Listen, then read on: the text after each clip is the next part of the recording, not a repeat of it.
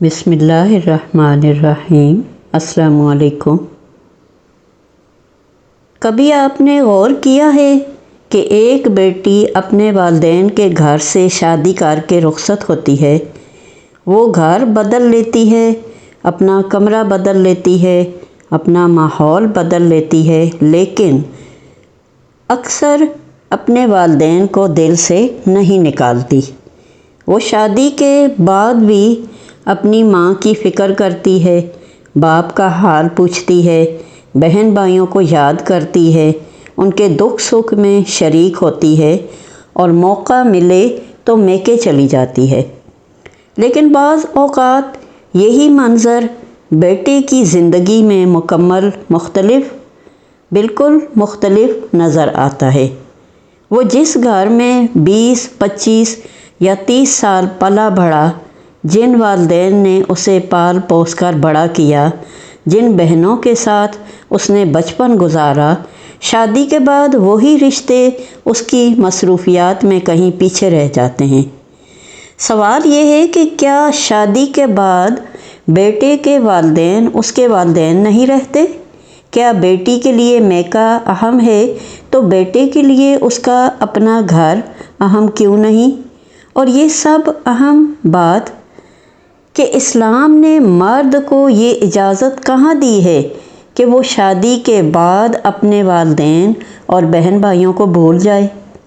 قرآن مجید میں اللہ تعالیٰ فرماتے ہیں وَبِالْوَالِدَيْنِ إِحْسَانًا، یعنی والدین کے ساتھ حسن سلوک کرو۔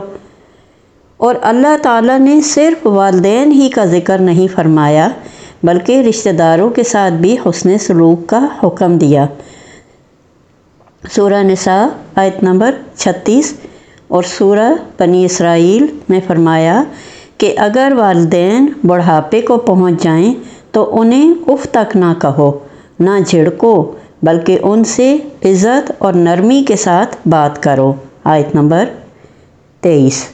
نبی پاک صلی اللہ علیہ وآلہ وسلم کا ارشاد ہے من کان یؤمن باللہ والیوم الآخر فلیصل رحمہ، جو شخص اللہ تعالیٰ اور آخرت کے دن پر ایمان رکھتا ہے اسے چاہیے کہ صلہ رحمی کرے۔ صحیح البخاری 6138 حدیث مبارک۔ اب ذرا غور کیجئے کہ یہ حکم صرف عورت کے لیے نہیں ہے، یہ حکم صرف مرد کے لیے بھی نہیں ہے، یہ حکم ہر مسلمان کے لیے ہے۔ اس لیے اگر کوئی بیٹی شادی کے بعد اپنے والدین سے تعلق رکھتی ہے، ان کی خبر گیری کرتی ہے، بہن بھائیوں کے ساتھ تعلق قائم رکھتی ہے، تو یہ اس کی محبت بھی ہے اور صلہ رحمی بھی۔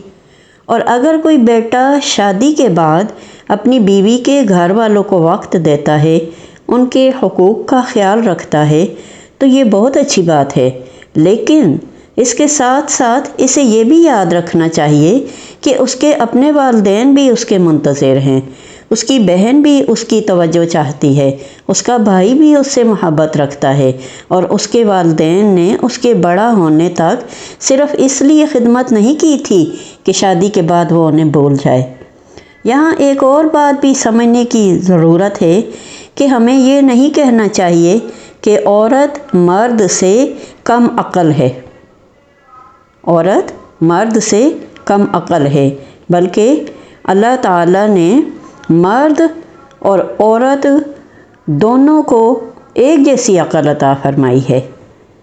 وہ عورت مرد سے کم عقل ہے تو اس لیے وہ رشتے نبھاتی ہے؟ نہیں بھائی، رشتے نبھانے کا تعلق صرف عقل کی زیادتی یا کمی سے نہیں ہے، یہ تربیت، محبت، احساس ذمہ داری اور اللہ کے خوف سے تعلق رکھتا ہے۔ صحیح حدیث میں عورت کے بارے میں نقصان عقل و دین کے الفاظ آئے ہیں، لیکن خود نبی پاک صلی اللہ علیہ وآلہ وسلم نے اسی حدیث میں اس کی وضاحت ایک مخصوص شرعی معاملے، گواہی اور حیض کے دوران نماز و روزے کے ترک کے حوالے سے فرمائی۔ صحیح البخاری 304 حدیث مبارک۔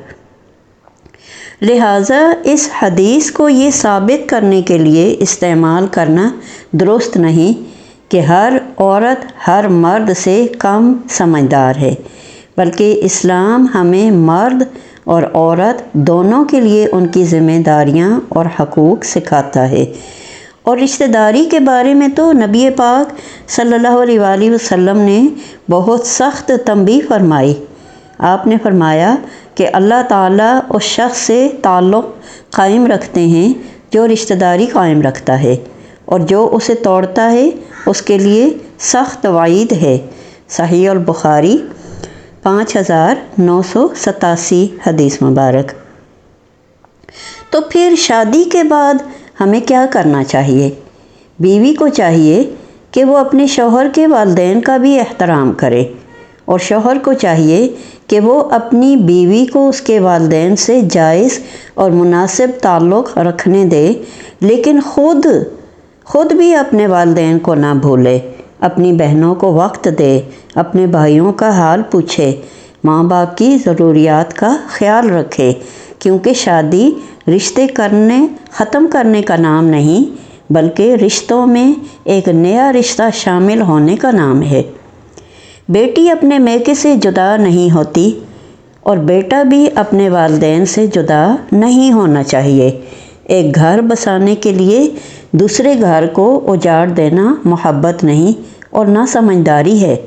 اپنی بیوی سے محبت ضرور کیجیے، مگر اپنی ماں کو مت بھولیے۔